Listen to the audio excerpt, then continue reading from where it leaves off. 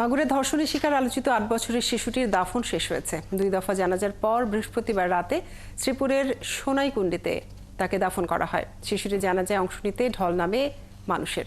শরীফ Tehran টুটুলের তথ্য ছবিতে প্রতিবেদন। বৃহস্পতিবার সন্ধ্যায় নিহত শিশুটির মরদেহ সামরিক হেলিকপ্টারে করে ঢাকার সম্মিলিত সামরিক হাসপাতাল থেকে সরাসরি আনা হয় মাগুরা স্টেডিয়ামে। সেখানে যান মৎস্য ও প্রাণী সম্পদ মন্ত্রণালয়ের উপদেষ্টা ফরিদা আক্তার। এখন ওর মায়ের পাশে, ওর পরিবারের পাশে দাঁড়ানো দরকার, আর মেয়েটা যেন সম্মানটা পায় এবং আর কোনো মেয়ে যেন এই অবস্থায় না পড়ে। এরপর অ্যাম্বুলেন্সে শিশুটির মরদেহ শহরের নোমানী ময়দানে নিয়ে যাওয়া হয়। সেখানে সন্ধ্যা ৭টার দিকে হয় প্রথম জানাজা। এতে ঢাকা থেকে গিয়ে অংশ নেন জাতীয় নাগরিক পার্টির উত্তরাঞ্চলের মুখ্য সংগঠক সার্জিস আলম সহ দলটির শীর্ষ কয়েকজন নেতা। তাদের সবাইকে গ্রেফতার করেছে এবং আপনারা জানেন যে ৯০ দিনের মধ্যেই পুরো বিচারিক কার্যক্রম সম্পন্ন করার জন্য ইতিমধ্যেই পদক্ষেপ নেওয়া হয়েছে। এশার নামাজের পর শিশুটির বাড়ি শ্রীপুর উপজেলার জারিয়া গ্রামের কাছে সোনাইকুণ্ডি সরকারি প্রাথমিক বিদ্যালয় মাঠে হয় দ্বিতীয় জানাজা। এরপর সোনাকুণ্ডি সম্মিলিত ঈদগাহ ও গোরস্থান ময়দানে দাফন করা হয় ৮ বছরের শিশুটিকে। শিশুটির মৃত্যুতে পুরো এলাকায় চলছে শোকের মাতম। শিশু, কিশোর, নারী, পুরুষ সহ নানা বয়সী মানুষ এ ঘটনার কঠোর শাস্তি দাবি করেন। হাসিবা আলী বর্ণা, ৭১। মাগুরে ধর্ষণের শিকার শিশুটির মৃত্যুতে এলাকায় নেমে এসেছে শোকের ছায়া। বৃহস্পতিবার সকালবেলায় জেলার বিভিন্ন জায়গায় প্রতিবাদ হলেও দুপুরে তার রূপ নেয় নিস্তব্ধতায়। কন্যাকে হারিয়ে বাবাও বারবার মুছে যাচ্ছেন। আসামিদের সর্বোচ্চ শাস্তি চেয়েছেন এলাকাবাসী। শরীফ তেহরান টুটুলের আরেকটি প্রতিবেদন। অবশেষে সোশ্যাল মিডিয়ায় ছড়ানো গুজব সত্য হলো। টানা ৮ দিন মৃত্যুর সাথে লড়ে বিদায় নিল ৮ বছরের কন্যা শিশু। তার মৃত্যুতে স্তব্ধ স্বজনেরা। জারিয়া গ্রামের বাড়িতে এখন শোকের মাতম। স্বজনেরা বলছেন, ছোট্ট শিশুটি ছিলেন সবার চোখের মণি। বড় বোনের সাথে শখ করে ৬ মার্চ গিয়েছিলেন সদর উপজেলায় তারই শ্বশুর বাড়িতে। অত্যাচার ছিল সারা বাংলাদেশের ডাক্তার বা উন্নত চিকিৎসা দিয়েও তাকে শেষ রক্ষা করা যায়নি। আমি এই নির্মমতার সঠিক বিচার চাই। মৃত্যুর সংবাদে শোকের ছায়া নেমে এসেছে এলাকার মানুষের মাঝেও। তারা বলছেন, ধর্ষণের ঘটনায় দায়ের করা মামলার বিচার ১৮০ দিনের মধ্যে শেষ করার নির্দেশ দিয়েছে হাইকোর্ট, যা দ্রুত কার্যকর করা হোক। আমাদেরই মেয়ে, তার সঙ্গে যে অন্যায়, অবিচার এবং যে নেক্কারজনক ঘটনা ঘটেছে তার জন্য আমরা মর্মাহত। তাই দাবি যে অন্যায় কাজ করেছে, এত মর্মান্তিক করেছে, তার সব থেকে দৃষ্টান্তমূলক শাস্তি যেটা থাকে তার ফাঁসি। আমরা সেই ফাঁসিই চাই তার। এই ঘটনার সাথে জড়িত থাকার অভিযোগে বর্তমানে অভিযুক্ত দুলাভাই সজীব হোসেন, তার বাবা হিটু মিয়া, মা জাবেদা বেগম এবং ভাই রিমান্ডে আছে। ৯-২ ধারায় স্পষ্টভাবে বলা আছে যে ধর্ষণের ফলে যদি কোনো ব্যক্তির মৃত্যু হয় সেই ক্ষেত্রে সাজা কি হতে পারে সেটা নারী ও শিশু নির্যাতন দমন আইনে ৯-২ ধারায় বলা আছে। আর এই বিষয়ে স্পষ্টভাবে প্রতিবেদন আসবে যখন পুলিশ অর্থাৎ তদন্তকারী কর্মকর্তা যখন তদন্ত রিপোর্ট দিবেন, অর্থাৎ চার্জশিট দিবেন। গত ৭ মার্চ সকালে অচেতন অবস্থায় শিশুটিকে মাগুরার ২৫০ শয্যা বিশিষ্ট হাসপাতালে নেওয়া হয়। পরে সেদিন দুপুরেই শিশুটিকে ফরিদপুর মেডিকেল কলেজ হাসপাতালে পাঠানো হয়। পরে রাতেই তাকে উন্নত চিকিৎসার জন্য নেওয়া হয় ঢাকায়। আব্দুল আল মামুন, ৭১। মাগুরার বিস্তারিত খবর জানাতে আমাদের সাথে যুক্ত হচ্ছেন সহকর্মী শরীফ তেহরান টুটুল। টুটুল, জানাবেন যে আসামি যারা রিমান্ডে আছে তারা এখন পর্যন্ত কি ধরনের তথ্য দিয়েছে এবং আসিয়ার মৃত্যুর পর মামলার প্রক্রিয়া নিয়ে আইনজীবীরা কি বলছেন? আসামির যে ৩ জন রিমান্ডে রয়েছে তাদের সম্পর্কে আসলে কোনো তথ্য এখন পর্যন্ত আমরা জানতে পারিনি, কারণ আমরা পুলিশের সঙ্গে বারংবারই চেষ্টা করেছি এই বিষয়ে কথা বলার জন্য। পুলিশ আমাদেরকে যে তথ্য দিয়েছে, বলেছে যে এই বিষয়ে তারা আসলে মুখ খুলতে পারবে না মামলার নিরাপত্তাজনিত কারণে। আর আরেকটি বিষয় হলো যে আমরা আইনজীবীর সঙ্গে কথা বলেছি, গতকালকেও আমরা এই বিষয়ে যে আইনজীবী তার সঙ্গে কথা বলেছি, তিনি আমাদেরকে একটি তথ্য দিয়েছেন যে এই মামলার মূল যে বিষয় সেটি হচ্ছে ফরেনসিক রিপোর্ট এবং ডিএনএ রিপোর্ট এবং হচ্ছে পুলিশি তদন্ত, এই রিপোর্ট গুলো যদি যত তাড়াতাড়ি দেওয়া সম্ভব তাহলেই কিন্তু কোর্টে এই বিচার প্রক্রিয়া দ্রুততম সময়ের মধ্যে শুরু হবে। মূলত এই প্রক্রিয়া যদি দেরি হয়ে যায় তাহলে কিন্তু কোনো অবস্থাতেই কোর্ট কোনো তার বিচার প্রক্রিয়া সেটি দ্রুততর করতে পারবে না। তবে এই যে ঘটনাকে কেন্দ্র করে এবং কালকে যখন আসিয়ার লাশ মাগুরাতে পৌঁছে তার পরপরই আমরা দেখেছি যে শহরে এক ধরনের আন্দোলনমুখী হয়ে ওঠে শহরে, বিশেষ করে ছাত্ররা। তাদের একটি দাবি ছিল এবং সাধারণের একটি দাবি ছিল যে এই ঘটনা দ্রুত বিচার করতে হবে এবং আসামিদের বিচারের রায় কার্যকর করতে হবে। আমরা দেখেছি যে কালকেও ছাত্ররা শহরের ভাইনার মোড়ে তারা প্রধান সড়ক অর্থাৎ মহাসড়ক গুলো বন্ধ করে দিয়ে সেখানে তারা ব্যারিকেড তৈরি করে সেখানে সমাবেশ করেছে এবং তারা বলেছে যে যত দ্রুততম সময়ের মধ্যে এই মামলার বিচার করতে হবে। এবং ইতিমধ্যে আপনারা জেনেছেন যে হাইকোর্টে একটা নতুন রুল দিতে চাচ্ছে যে এই বিচার 3 মাসের মধ্যে শেষ করতে হবে। কিন্তু সবারই একটি আশঙ্কা রয়েছে, এখন পর্যন্ত আমরা যতটুকু আইনজীবী এবং অন্যান্য জনদের সাথে কথা বলে যেটা বুঝতে পেরেছি, তাদের একটি আশঙ্কা যে আসলে এই মামলার যে রিপোর্ট অর্থাৎ ডিএনএ রিপোর্ট এবং পুলিশি তদন্ত কত দিনের মধ্যে আসবে, যত তাড়াতাড়ি আসে ততই তাড়াতাড়ি এটির মামলা প্রক্রিয়া বিচার প্রক্রিয়া শুরু হবে।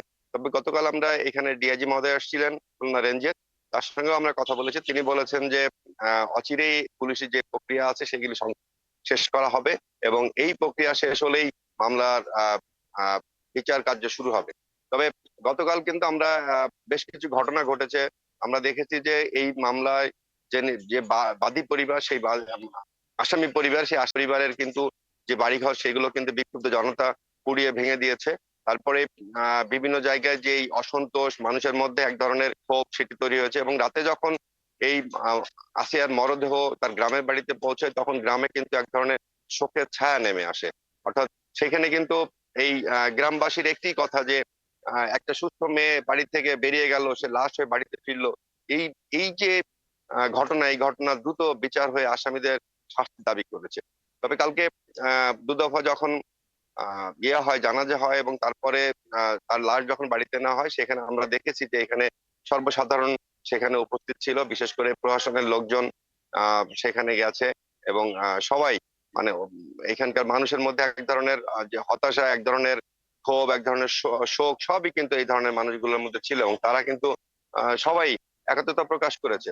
আরেকটি বিষয় উঠে এসেছে, সেটি হলো যে আসিয়ার বাবা কিন্তু একেবারেই একজন প্রতিবন্ধী এবং তিনি কিন্তু ভারসাম্যহীন, বিশেষ করে মেয়ের এই সংবাদ শোনার পর তিনি আরো ভারসাম্যহীন হয়ে পড়েছে। তবে আমরা গতকাল পর্যন্ত জেনেছি যে আসিয়ার পরিবারের এই যে 7 দিনের যে ঘটনা, আজকে দিয়ে 8 দিনের এই যে ঘটনা, এই ঘটনায় কিন্তু আসিয়ার পরিবারের পাশে কিন্তু আর্থিকভাবে কেউ কিন্তু এখন পর্যন্ত দাঁড়ায়নি। অর্থাৎ আসিয়ার পরিবার কিভাবে চলবে এই নিশ্চয়তা কিন্তু আসিয়ার পরিবার এখন পর্যন্ত জানি। তারা 4 ভাই বোনের মধ্যে একজন মারা গেছে, এখন 3 ভাই বোন রয়েছে। বাবা অসহায় একজন ব্যক্তি, কাজকাম করতে পারে না এবং বাড়ির অবস্থা খুবই খারাপ। সেই জন্য গ্রামবাসী বলেছে যে এখন আসিয়ার পরিবারের পাশে দাঁড়ানো দরকার, আসিয়ার পরিবার যেন নির্বিঘ্নে চলতে পারে সেই সহায়তা দরকার এবং সেই বিষয়টা বারবারই গ্রামবাসী তুলে আনছিলেন যে তাদের পাশে দাঁড়ানোর দরকার। আমি স্থানীয় চেয়ারম্যানের সঙ্গে কথা বলেছি, চেয়ারম্যান বলেছে যে তার পক্ষ থেকে যত ধরনের সহযোগিতা করা দরকার সেটা তারা করবেন। কিন্তু এছাড়া প্রশাসনের যারা উচ্চ পর্যায়ে রয়েছেন তারা কিন্তু এখন পর্যন্ত সহযোগিতার হাত বাড়াননি। আমরা কয়েকজন রাজনৈতিক ব্যক্তিত্ব গিয়েছেন, তারাও কিন্তু এই বিষয়ে তেমন কোনো কথা বলেননি। তবে আমরা আশা করছি যে হয়তো অচিরেই আসিয়ার পরিবার হয়তো তাদের যে অর্থনৈতিক নিরাপত্তা, অর্থনৈতিক নিশ্চয়তা সেটি হয়তো পাবেন কোনো না কোনো ভাবে, কারণ তারা ইতিমধ্যে আইনের বিচার প্রক্রিয়ার পাশাপাশি কিন্তু তাদের প্রয়োজন এখন এই মুহূর্তে অর্থনৈতিক নিশ্চয়তাও প্রয়োজন। এটি যদি না পেয়ে থাকে তাহলে এই পরিবারটি আরো অসহায় হয়ে পড়বে। আমরা দেখেছি যে মানুষ যেই অসহায় যাওয়ার পরে কিন্তু মানুষের যেই চাওয়া পাওয়া, সেই চাওয়া পাওয়া কিন্তু পূরণ করতে না পারলে পুরো পরিবারটাই কিন্তু তখন ভেসে যায়। আসলে সেই ধরনের একটা আশঙ্কা রয়েছে এখন পর্যন্ত। আমরা আশা করছি যে টুটুল, আপনি খোঁজ খবর রাখতে থাকুন, আমরা পরবর্তীতে আবারও এই বিষয়ে বিস্তারিত জেনে নেব। দর্শক, আমাদের সাথে মাগুরা থেকে যুক্ত ছিলেন আমাদের সহকর্মী।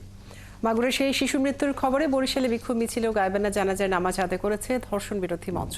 বৃহস্পতিবার রাত 8টায় ব্রজমোহন কলেজ থেকে বিক্ষোভ মিছিল বের হয়ে নগরীর নথুল্লাবাদে বরিশাল ঢাকা মহাসড়কে অবস্থান নিয়ে ঘণ্টা ধরে বিক্ষোভ করে। এরপর গায়েবান্না জানাজায় নামাজ অনুষ্ঠিত হয়। এ সময় বক্তারা প্রকাশ্যে ধর্ষকদের বিচার দাবি করেন।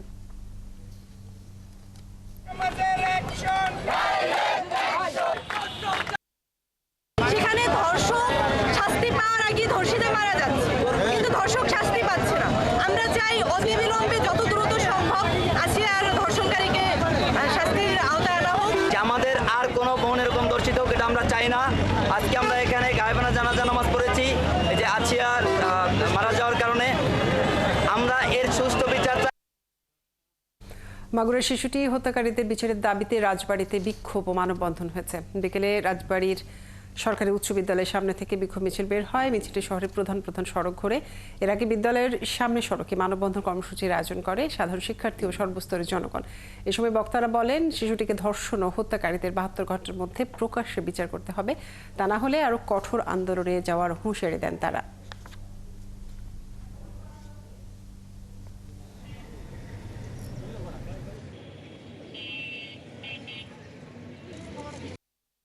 ধর্ষকের সর্বোচ্চ সাজা মৃত্যুদণ্ড এমনভাবে দৃষ্টান্ত স্থাপন করবে যেন পরবর্তীতে বাংলাদেশে কোনো লোক বা কোনো মানুষ ধর্ষণ করতে গেলে তার বিবেকে না রাখায়। আসিয়ার ধর্ষণকারীদেরকে 72 ঘন্টার মধ্যে আইনের আওতায় এনে সর্বোচ্চ শাস্তি মৃত্যুদণ্ড দেওয়া হোক। একটা শুধু এই দর্শকের শাস্তি মৃত্যুদণ্ড দেন, আপনি দেখেন আপনার দেশ থেকে 99% দর্শক কমে যাবে। নারায়ণগঞ্জের রূপগঞ্জে চকলেটের লোভ দেখিয়ে 7 বছরের এক শিশুকে ধর্ষণের অভিযোগ উঠেছে ইব্রাহিম নামে এক কাঁচামাল ব্যবসায়ীর বিরুদ্ধে। বৃহস্পতিবার দুপুরে উপজেলা তারাবো পৌরসভার রূপসী বাগবাড়ি এলাকায় এই ঘটনা ঘটে। স্থানীয়রা জানান, দুপুরে শিশুটিকে প্রলোভন দেখিয়ে নিজের দোকানে নিয়ে ধর্ষণ করে অভিযুক্ত ইব্রাহিম। এ সময় এক নারী ঘটনাটি দেখে স্থানীয়দের খবর দেন। পরে রাতে স্থানীয় প্রভাবশালী একটি পক্ষ শিশুটির বাবা মাকে হুমকি ধামকি ও 5,000 টাকা দিয়ে বিষয়টি ধামাচাপা দেওয়ার চেষ্টা চালালে এলাকাবাসী অভিযুক্তের বাড়ির সামনে বিক্ষোভ শুরু করে। খবর পেয়ে পুলিশ আসলেও পালিয়ে যায় ইব্রাহিম। পরে শিশুটিকে উদ্ধার করে ঢাকা মেডিকেল কলেজ হাসপাতালে ভর্তি করা হয়।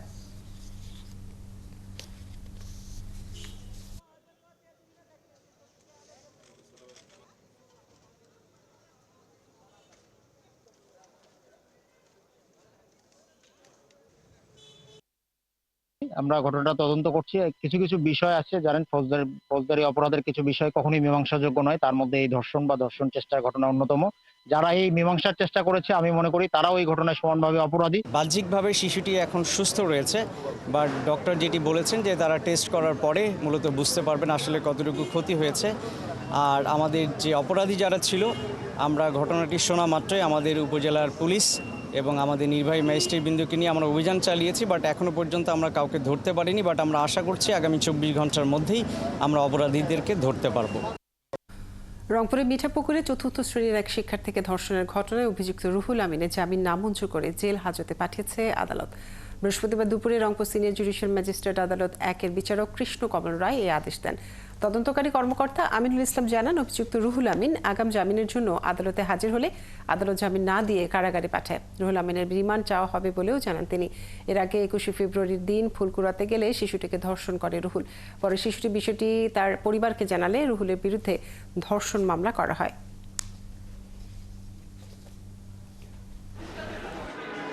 স্বেচ্ছায় হাজির হলে বিজ্ঞ আদালত আসামির জামিনের শুনানি আনতে আসামির জামিন নামঞ্জুর করে জেল হাজতে প্রেরণের আদেশ দেন। তৎপ্রেক্ষিতে আমরা তাৎক্ষণিকভাবে আসামি রুহুল আমিনকে আমাদের প্রিজন ভ্যানে করে আমরা রংপুর যে কেন্দ্রীয় কারাগার, সেই কারাগারে পৌঁছে দিয়েছি। বর্তমান আসামি কেন্দ্রীয় কারাগারে আটক আছে। লক্ষ্মীপুর 100 শয্যা বিশিষ্ট সদর হাসপাতালে অভিযান চালিয়ে 7 দালালকে আটক করা হয়েছে। লক্ষ্মীপুর সদর মডেল থানার ভারপ্রাপ্ত কর্মকর্তা আব্দুল মুন্নাফ জানান, সদর হাসপাতালে চিকিৎসা নিতে আসলে দালালরা কৌশলে রোগীদের প্রাইভেট হাসপাতালে নিয়ে যায়। এতে রোগী আর্থিকভাবে ক্ষতিগ্রস্ত হলেও তারা আর্থিকভাবে লাভবান হয়। বৃহস্পতিবার এনএসআই এর তথ্য অনুযায়ী সেনাবাহিনী ও পুলিশ সদর হাসপাতালে যৌথভাবে অভিযান চালানো হয়। এতে 7 দালালকে আটক করা হয়। পরে তাদের আদালতের মাধ্যমে জেল হাজতে পাঠানো হয়েছে।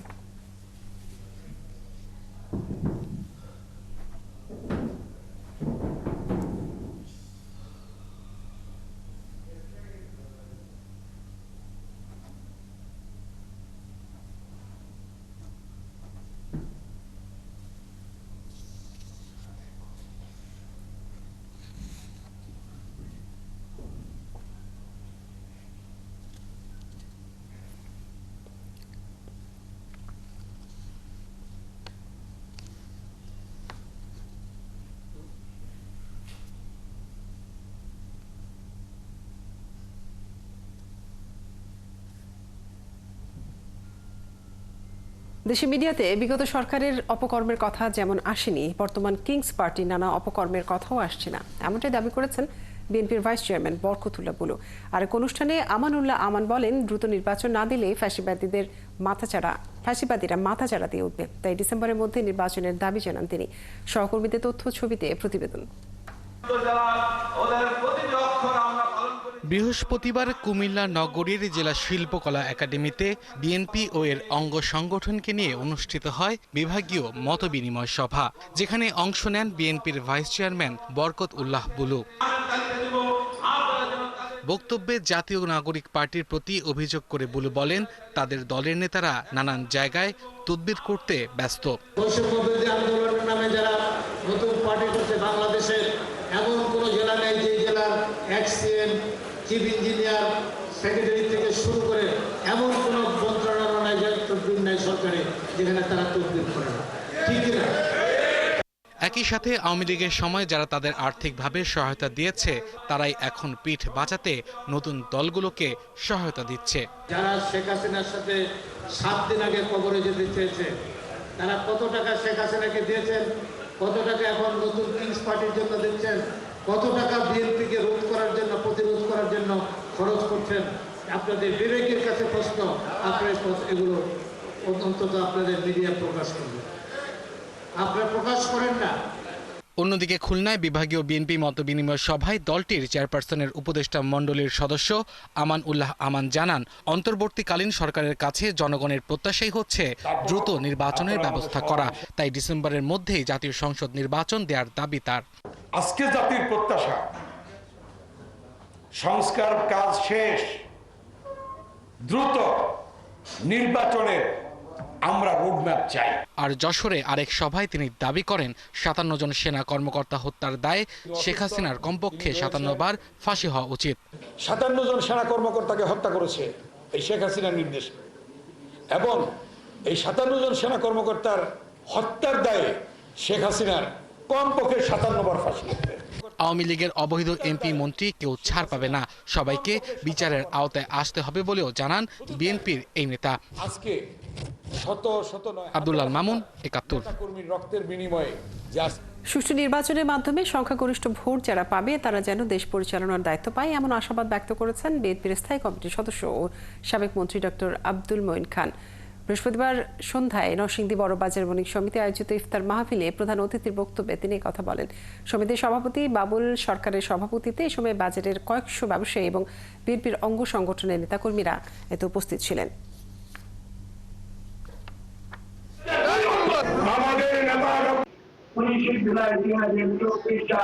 বাংলাদেশের নতুন শহরে সেই ইতিহাসের পুনরাবৃত্তি ঘটিয়েছে, এবং আমি 19 জুলাই বলেছিলাম যে বাংলাদেশে কোন স্বৈরাচার থাকতে পারবে। মানুষের যে অধিকার, সেই অধিকারের চেয়ে বড় কোন অধিকার পৃথিবীতে নাই। আমরা মানুষ হিসাবে মানুষের অধিকার নিয়ে, অর্থনৈতিক, সামাজিক এবং রাজনৈতিক অধিকার নিয়ে আমরা পৃথিবীতে মাথা উঁচু করে বাস করতে চাই। সংস্কারের জন্য নির্বাচনকে কোনো ক্রমেই দীর্ঘায়িত করা যাবে না বলে মন্তব্য করেছেন চট্টগ্রাম সিটি কর্পোরেশনের মেয়র ডাক্তার শাহাদাত হোসেন। বৃহস্পতিবার বিকেলে চট্টগ্রাম বিশ্ববিদ্যালয়ের সমাজবিজ্ঞান অনুষদ মিলনায়তনে জবি শাখা ছাত্রদল কর্তৃক আয়োজিত বিএনপির ভাইস চেয়ারম্যান প্রয়াত আবদুল্লাহ আল নোমানের স্মরণে ও 31 দফার আলোচনা সভা ও ইফতার মাহফিল অনুষ্ঠিত হয়। এতে প্রধান অতিথির বক্তব্যে কথা বলেন তিনি। স্মরণ সভায় উপস্থিত ছিলেন জাতীয়তাবাদী ছাত্রদলের কেন্দ্রীয় সাধারণ সম্পাদক নাসির উদ্দিন নাসির, বিশ্ববিদ্যালয়ের ডিন, শিক্ষকবৃন্দ ও বিএনপির বিভিন্ন পর্যায়ের নেতারা। সংস্কার একটি চলমান প্রক্রিয়া, এই চলমান প্রক্রিয়ার জন্য নির্বাচনকে কোনো ক্রমেই দীর্ঘায়িত করা যাবে না। নির্বাচনের জায়গায় হবে, এবং আমরা আশা করছি বাংলাদেশ জাতীয়তাবাদী দল সাধারণ মানুষের ম্যান্ডেট নিয়ে ইনশাআল্লাহ দেশ নায়ক তারেক রহমান, দেশ নেত্রী বেগম খালেদা জিয়ার নেতৃত্বে আবারও সরকার গঠন করবে। দর্শক, আমরা আমাদের সহকর্মীর কণ্ঠ শুনতে পাচ্ছি না, আমরা পরবর্তীতে এই বিষয়ে আরও জানতে তার সাথে যোগাযোগ করব। যাচ্ছি পরের প্রসঙ্গে। রমজানকে কেন্দ্র করে নিত্যপণ্যের দাম বাড়ছেই, এদিকে এখনো সংকট কাটেনি ভোজ্য তেলের। ক্রেতারা জানান শাকসবজি কিছুটা নাগালের মধ্যে থাকলেও চাল, তেল, ফল, মাছ, মাংস সহ বাড়ছে অন্যান্য পণ্যের দাম।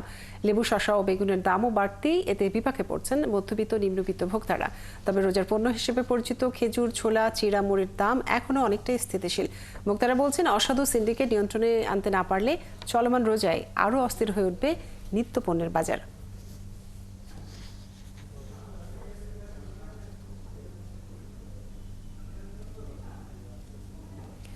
দর্শক, এই পর্যায়ে চট্টগ্রামের বাজারের খবর জানবো। আমাদের সাথে যুক্ত হয়েছেন সহকর্মী রাজীব বড়ুয়া। রাজীব, বাজারের নিত্যপণ্যের দাম নিয়ে ক্রেতারা কতটা সন্তুষ্ট, কারো কোনো ধরনের অভিযোগ রয়েছে কিনা, আজ কি দেখছেন বাজার পরিস্থিতি? চট্টগ্রামের বাজারে আমরা দেখছি সবজির দাম কিছুটা বাড়তি, বিশেষ করে গ্রীষ্মকালীন যে সবজিগুলো রয়েছে সেই সবজিগুলো বিক্রি হচ্ছে 80 থেকে 120 টাকা করে। আর শীতকালীন যে সবজি সেগুলো গত সপ্তাহের তুলনায় দাম বেড়েছে 5 থেকে 10 টাকা করে প্রতি কেজিতে। অর্থাৎ এখানে খুচরা ব্যবসায়ীরা যারা বিক্রি করছেন তারা বলছেন যেহেতু শীতের মৌসুম শেষ হওয়ার পথে, ফলে সবজি সরবরাহ কিছুটা কমে গেছে। এই কারণে ফুলকপি, বাঁধাকপি, টমেটো এই সবজিগুলো গত সপ্তাহের তুলনায় 5 থেকে 10 টাকা বাড়তি দামে আসলে বিক্রি হচ্ছে। আর যেগুলো গ্রীষ্মকালীন সবজি, বিশেষ করে ঝিঙ্গা, চিচিঙ্গা, ঢেঁড়স এবং বরবটি, এই সবজিগুলো বিক্রি হচ্ছে 80 থেকে 120 টাকা করে। তবে এখানে আমরা দেখছি যে গত কিছুদিন ধরে এখানে যেহেতু এখন রমজান মাস, ফলে লেবুর চাহিদাটা বাড়তি, ফলে এই লেবুর দামটা কিন্তু বেশ বেড়ে গেছে। এর মাঝখানে অভিযান কারণে কিছুটা কমলেও এখন দাম বেশ বাড়তি। ছোট লেবু এবং বড় লেবু বিক্রি হচ্ছে 15 থেকে 30 টাকা পর্যন্ত পাইকারিতে। অর্থাৎ এখানে আমরা দেখি যে ছোট লেবুগুলো এর আগেও 5 থেকে 10 টাকা খুচরা বাজারে বিক্রি হতো, সেগুলো এখন যারা খুচরা ব্যবসায়ী তারা বলছে যে তাদের পাইকারি থেকেই আসলে কিনতে হচ্ছে 15 টাকা করে ছোটগুলো, এবং যেগুলো বড় সেগুলো কিনতে হচ্ছে 30 টাকা করে। তো যার কারণে এই 30 টাকার লেবু তারা বিক্রি করতে হয় 35 বা একটু বেশি। এবং এখানে আমরা দেখেছি যে যখন অভিযান চলে তখন আমরা দেখি যে এখানে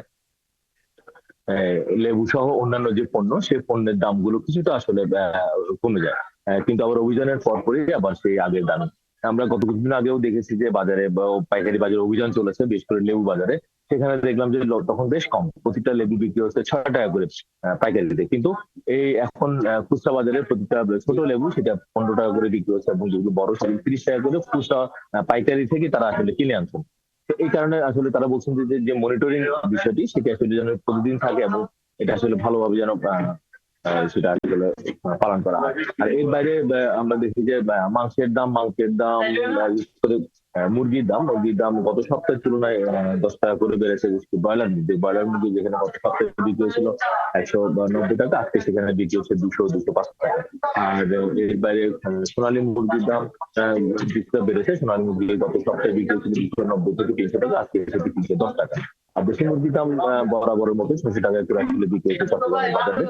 তবে ডিমের দাম বেশ কিছুদিন ধরে একই জায়গায় আছে, 120 টাকা করে ডজন এই দামে আসলে বিক্রি হচ্ছে।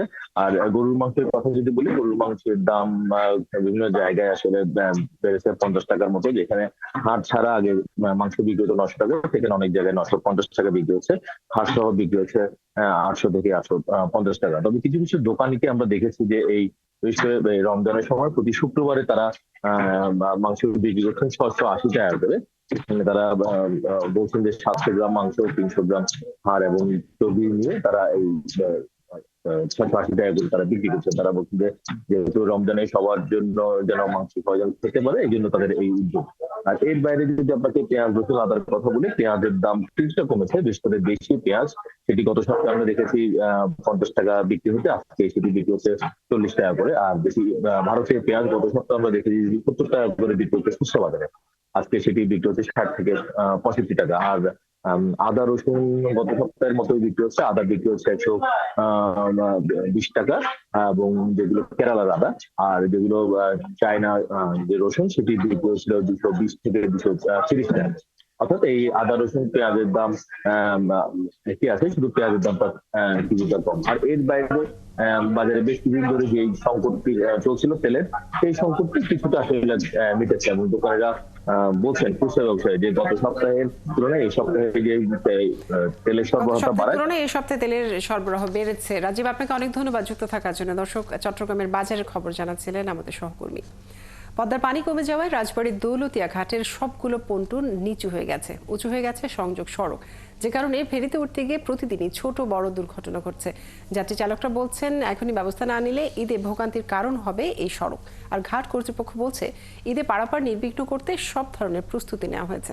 মেহেদী হাসানের তথ্য ছবিতে প্রতিবেদন। দেশের গুরুত্বপূর্ণ এবং ব্যস্ততম নৌরুট দৌলতদিয়া ও পাটুরিয়া। প্রতিদিন দক্ষিণাঞ্চলের 1 থেকে 1,500 যানবাহন চলাচল করে এই পথে। ঈদের সেই চাপ বাড়ে কয়েক গুণ। বর্তমানে পদ্মার পানি কমে যাওয়ায় দৌলতদিয়ায় সচল থাকা 4, 5 এবং 7 নম্বর ঘাটের সংযোগ সড়ক উঁচু এবং পন্টুনগুলো নিচু হয়ে গেছে, যে কারণে ফেরিতে উঠতে প্রায় ঘটছে ছোট বড় দুর্ঘটনা, নষ্ট হচ্ছে গাড়ির যন্ত্রাংশ। বর্তমানে একটা ট্রাক প্রায় উল্টে গেছিল আমার সামনেই। ঘাটের জরুরি হলো ব্যবস্থা হলো এখন হলো মেরামত করার দরকার। সামনে একটা মানুষ ঘরে ফিরবি, এভাবে কিভাবে ফিরবি, দেখুন তো অবস্থাটা কি। যাত্রীদের অভিযোগ, এখনই ঘাটের সংযোগ সড়ক মেরামত না করলে ঘাট পারাপার কষ্টকর হবে। আমরা চাই ঘাটটা পরিষ্কার থাকুক, কোনো যানজট যাতে মুক্ত থাকুক, আমরা নিরাপদে ঘরে ফিরতে চাই। এমনভাবে যাতে যাত্রীদের হয়রানি না হয়, আমাদের যাতে ভোগান্তি না হয়। যে ফেরিঘাটগুলো আছে বেশিরভাগই ওয়েস্টেজ মানে বন্ধ থাকে, 2-3টা ঘাট আর কি রানিং। জন্য সময় বেশি লাগে ফেরি, আমাদের ঘাটে ঈদের আগে ফেরি বাড়ানো উচিত। বিআইডব্লিউটিসির দৌলতদিয়া ঘাটের ব্যবস্থাপক জানিয়েছেন, ঈদ যাত্রা নির্বিঘ্ন করতে সব ধরনের প্রস্তুতি নেওয়া হয়েছে। ঈদের আগে বাড়ানো হবে ফেরি। সম্মানিত যাত্রীবাহী বাস, প্রাইভেট কার, মাইক্রো যারাই আসবেন পবিত্র ঈদের সময়ে আমরা সকলকে নিরাপদে স্বাচ্ছন্দ্যে পারাপার করতে পারবো ইনশাআল্লাহ। আর পুলিশ সুপার বলছেন, ঘাটের নিরাপত্তায় থাকবে 4 স্তরের নিরাপত্তা। চাঁদাবাজি এবং দালালদের দৌরাত্ম্য বন্ধেও থাকবে টহল টিম। এই রাস্তায় যেন কোনো ধরনের অপ্রীতিকর কোনো ঘটনা না ঘটে, কোনো ধরনের ছিনতাই বা চাঁদাবাজি না হয়, সেটাকে লক্ষ্য রেখেই আমরা ব্যাপক ফোর্স মোতায়েন করব। সেখানে আমাদের পুলিশি ব্যবস্থা জোরদার থাকবে। বর্তমানে দৌলতদিয়া পাটুরিয়া নৌ রুটে 11টি ফেরি চলছে। ঈদ উপলক্ষে 17টি ফেরি এবং 22টি লঞ্চ চলাচল করবে। বনশ্রী হালদার, 71। ঘাটের আরো অবস্থা জানাতে আমাদের সাথে যুক্ত হচ্ছেন সহকর্মী মেহেদী হাসান। মেহেদী, ঘাটের এই যে দুর্ভোগের কথা আমরা জানলাম, এই দুর্ভোগ কমাতে প্রশাসনের উদ্যোগগুলো কবে থেকে কার্যকর হবে এবং সেখানকার মানুষ এই দুর্ভোগ নিয়ে কি বলছেন? কাজী, আপনি জানেন দেশের গুরুত্বপূর্ণ নৌরুট এই দৌলতদিয়া এবং মানিকগঞ্জের পাটুরিয়া। এই দৌলতদিয়া পাটুরিয়া নৌরুট দিয়ে দক্ষিণাঞ্চলের 21 জেলার যাত্রী এবং যানবাহন পারাপার হয়ে থাকে। পদ্মা সেতু চালু হওয়ার পর থেকে সেটি কিন্তু এই নৌরুটের দুর্ভোগ কিছুটা কমেছে। তারপরেও এই দক্ষিণ অঞ্চলের এখনো 12 থেকে 15টি জেলার মানুষ কিন্তু এই দৌলতদিয়া পাটুরিয়া নৌরুট ব্যবহার করে তারা কিন্তু তাদের গন্তব্যে যাতায়াত করে। ঈদ উপলক্ষে স্বাভাবিক সময়ে যে যাত্রী এই নৌরুট দিয়ে ঈদ উপলক্ষে আমরা দেখেছি সেই যাত্রী এবং যানবাহনের সংখ্যা কিন্তু আরো কয়েক গুণ বেড়ে দাঁড়ায়। কাজুরি, আমি ঠিক এই মুহূর্তে দাঁড়িয়ে আছি দৌলতদিয়া ঘাটের 7 নম্বর ঘাট এলাকায়। 7 নম্বর ঘাটে আজকে সকালে যে চিত্র আমরা দেখেছি, ঘাট এলাকায় কিন্তু পদ্মার পানি কমে যাওয়ার কারণে ঘাটের যে পল্টন গুলো রয়েছে সেই পল্টন গুলো নিচু হয়ে গিয়েছে এবং সংযোগ সড়ক গুলো উঁচু হয়ে গিয়েছে, যে কারণে ভারী যে ট্রাক গুলো রয়েছে, পণ্যবাহী যে যানবাহন গুলো রয়েছে সেগুলোকে মূল সড়কে উঠতে কিন্তু বেশ সময় লাগছে। প্রতিটি ফেরি লোডিং এবং আনলোডিং হতে প্রচুর সময় লাগছে। যদি এই অবস্থা চলতে থাকে তবে আপনি জানেন যে 1 সপ্তাহ পর থেকে কিন্তু ঈদে ঘরমুখ মানুষের চাপ বাড়বে এই দৌলতদিয়া ঘাটে।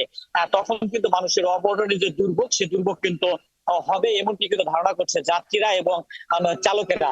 তবে ঘাট এলাকায় যারা দায়িত্বরত অবস্থা রয়েছে, ঘাটে যারা প্রশাসনিক কর্মকর্তা রয়েছে, রাজবাড়ী জেলা প্রশাসন, পুলিশ প্রশাসন, বিআইডব্লিউটিসি, বিআইডব্লিউটিএ, সব কর্তৃপক্ষ বলছে ঈদ উপলক্ষে ঘাটে তাদের ব্যাপক প্রস্তুতি তারা নিয়েছেন, তারা এই ঈদ উপলক্ষে এই নৌরুটের ফেরি বাড়িয়ে 17টি ফেরি করবেন এবং দৌলতদিয়া ঘাটের বর্তমানে যে 7টি ঘাটের মধ্যে 3টি ঘাট সচল রয়েছে।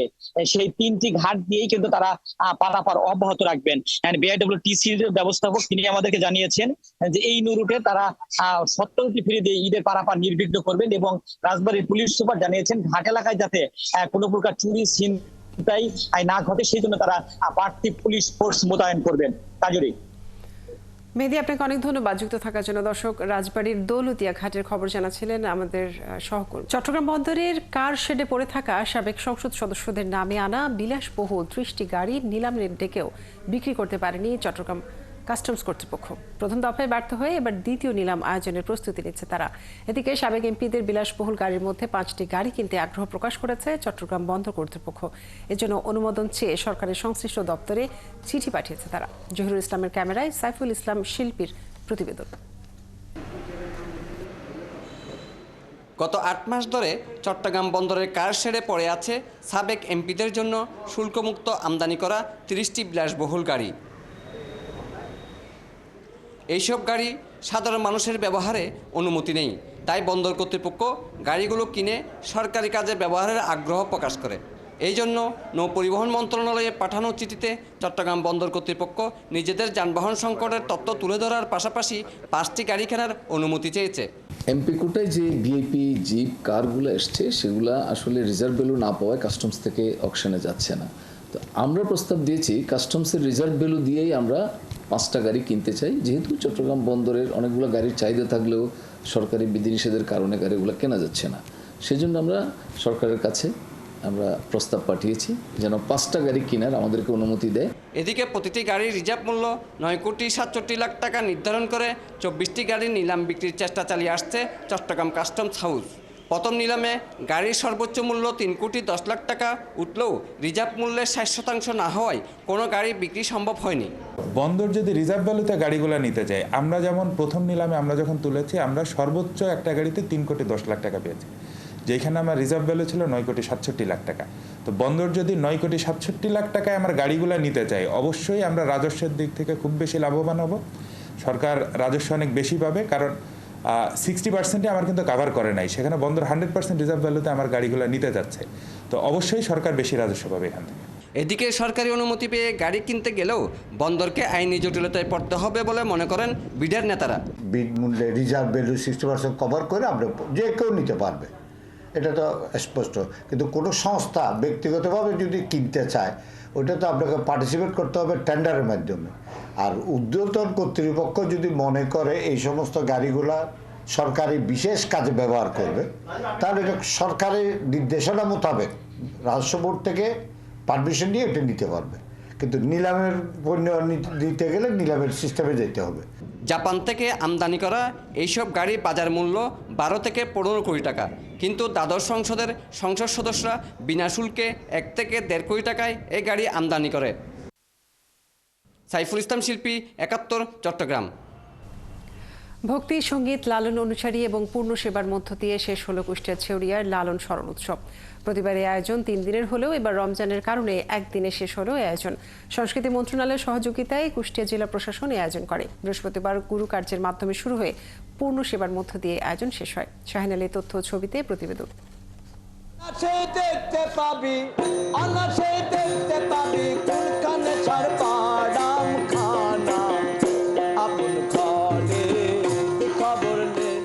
সাম্প্রদায়িকতা, সহিংসতা বা সংঘাত নয়, বরং লালন ফকির প্রচার করেছেন তার জাতপাতহীন মানব ধর্ম। মানবতার প্রাণপুরুষ এই বাউল সম্রাটের জীবন কর্ম, ধর্ম দর্শন, মরমী সঙ্গীত ও চিন্তা চেতনা থেকে শিক্ষা নিতে দেশের নানা প্রান্ত থেকে কুষ্টিয়ার ছেউরিয়ায় লালন আখড়া বাড়িতে ছুটে আসেন ভক্ত অনুরাগীরা। সত্য কথা বলেছেন, সত্য পথ প্রদর্শন করেছেন, সেই মানুষটি আজকে নেই, কিন্তু সেই জায়গাটা উপলব্ধি সবাই মিলে সেই অনুসারী আমরা এক জায়গায় হতে পারলে মনটা তো আমাদের অত্যন্ত প্রফুল্ল হয়। লালন সাইজির দোল পূর্ণিমা উপলক্ষে এই সাধু সমাবেশ, দূর দূরান্ত থেকে সাধুগুরু এসেছে আমাদের এখানে কেন্দ্রবিন্দু, এখানে আমরা এগুলা চর্চা করি। 1.5 মাস আগে থেকে গুনতে থাকি, গুনতে ওই 3-4 দিন আগের পরে আর থাকা যায় না। আমিও 3-4 দিন আগে চলে আসি। হ্যাঁ, আসলে আমার মনটা খুব ভালো লাগে। সাধুর স্পর্শ আর তার চরণধুলি নিতে বিদেশ থেকেও আসেন অনেকে। ফকির লালন শাহের জীবন দশা জানতে ও বুঝতে আখড়াবাড়িতে এসে নিজেকে ধন্য মনে করেন তারা। লালনের গান ভালো লাগে, এদের যে চলাফেরা, এদের লাইফস্টাইলটা একটু অন্যরকম, সেটা দেখতে ভালো লাগে। লালন শাহ বলছেন, সত্য বল সুপথে চল ওরে আমার মন। এই মনটাকে সত্য পথে নেওয়ার জন্য আমরা লালন শাহজির এই ধরাধামে পড়ে থাকি। I enjoy it very much. The people are nice, the people are curious, the people are singing and dancing and eating maybe later on. It's very nice. I like it very much. এবারেও লালন স্মরণ উৎসব আয়োজনে সর্বোচ্চ নিরাপত্তা নেয় police প্রশাসন। নজরদারি বাড়িয়েছি, আমাদের এখানে পুলিশ সবসময় এসেছে, খেয়াল করেছে এবং কথাবার্তা বলেছে। আমরা এখন পর্যন্ত এরকম কোনো থ্রেট দেখছি না এখানে।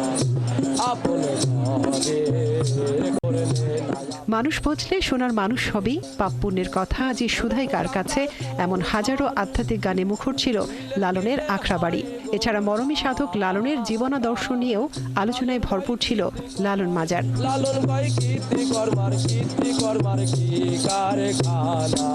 মনিরা কাজুরি, ৭১।